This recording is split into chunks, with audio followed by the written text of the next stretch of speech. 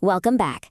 Today we're looking at a really fascinating analysis of ONDS Holdings, that's ONDS, which just posted a pretty stunning Q3 result.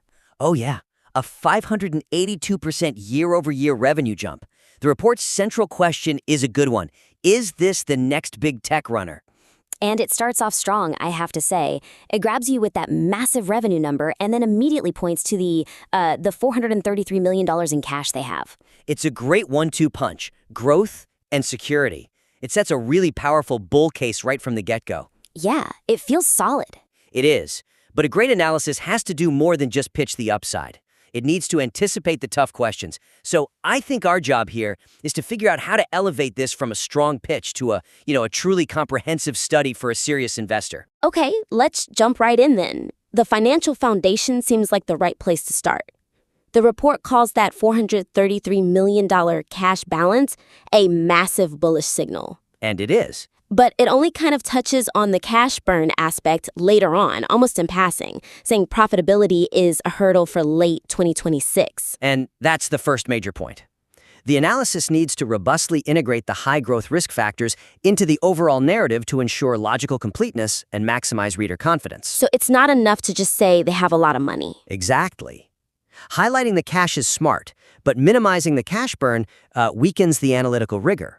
For a company doing aggressive M&A, like that RoboTeam acquisition, and trying to scale this fast, a critical reader wants to know the clock speed on that spending. Right, not just how much is in the tank, but how fast the engine is burning it. That's the perfect analogy. The weakness is that the burn isn't quantified. So my suggestion is to strengthen the analysis by reframing the cash discussion inside a formal risk-reward section. So you move it from a footnote to a core part of the argument. You make it a central pillar. And you have to show your work. Quantitatively justify that aggressive growth timeline. How would you do that without having inside access to their detailed budgets? Well, you can get pretty close with what's public. For example, you could integrate a calculation of the estimated financial runway. Okay. Just use the available quarterly reports to project the current cash burn rate. Then you can state very clearly how many quarters of operational loss that $433 million can actually cover. So it changes the statement from they have a lot of cash to something like they have about, say, 5 quarters of runway at the current burn rate. Precisely. That's a much more useful piece of information. Or as another concrete example, you could compare the cash pile to the projected needs to hit that huge $110 million revenue target for 2026. So you model the journey, not just the starting point. Yes. It shows the investor you've thought through what it will actually take to get there. That's what builds real confidence. That makes perfect sense. And that runway analysis leads us right to the next big thing, which is, the source of all that growth in the first place. The revenue explosion itself. Exactly. The report does a good job listing the sources. It talks about ONDS autonomous systems, the Optimus system, Iron Drone Raider, and their RoboTeam acquisition. It lists the parts.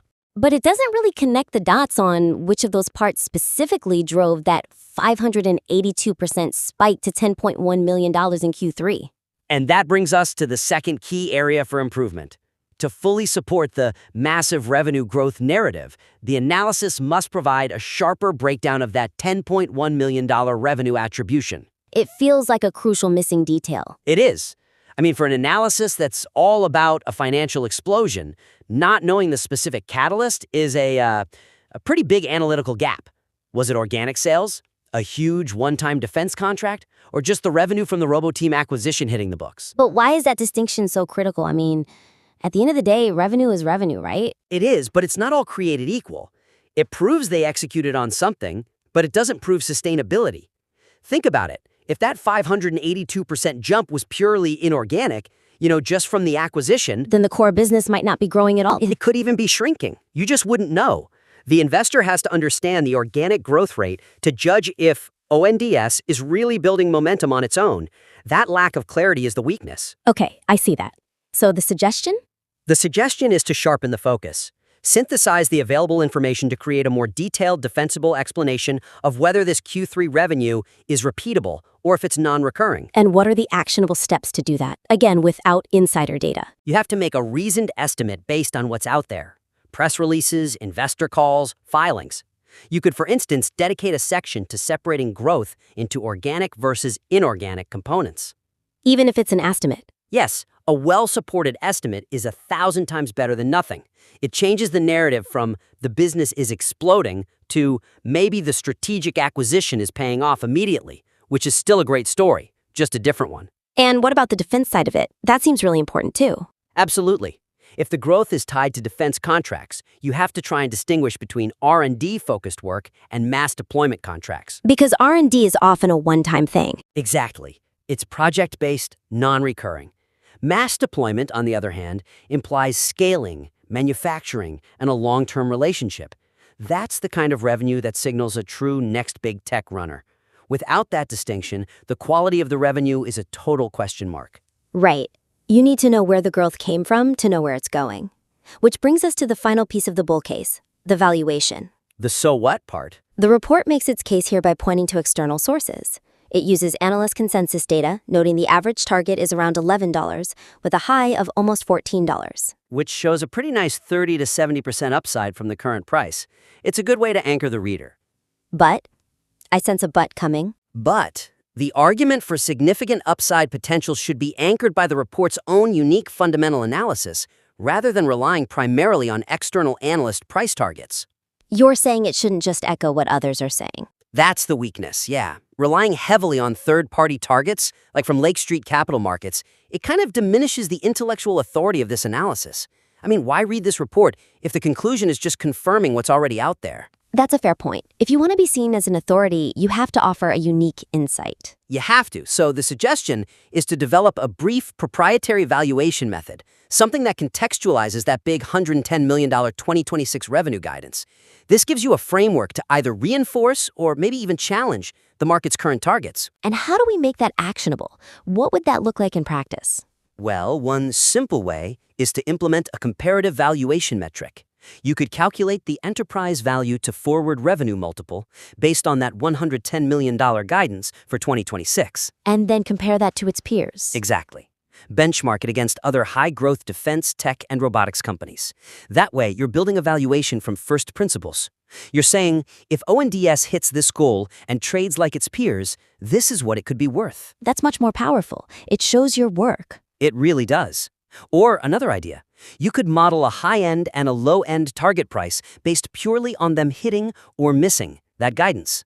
What if they only get to 70% of that $110 million goal? What's the valuation look like then? That gives a much more dynamic picture of the risk and reward. And it offers a projection that's completely independent of anyone else's work. That's how you add real proprietary value. This has been a fantastic deep dive. I mean, the source material here is working with a great story, a really high-energy bull case. It absolutely is. So to quickly recap the big opportunities here. First, we said it needs to formally integrate a quantitative risk analysis on cash burn. Don't just mention the cash pile, calculate the runway. Second, we really emphasize the need to break down that 582% revenue spike. Is it organic or inorganic? Is it one-time R&D money or sustainable deployment contracts? That context is everything for projections. And finally, building a proprietary valuation framework. Use something like an EV to forward revenue multiple based on their own 2026 guidance to create an independent price target. Exactly. You take those steps and you transform what's already a strong bull case into an exceptionally robust, complete piece of analysis. The underlying story is definitely compelling. It is. Now it just needs that rigorous proprietary framework around it to really satisfy a sophisticated investor and, truly make the case for that next big tech runner thesis. Wonderful.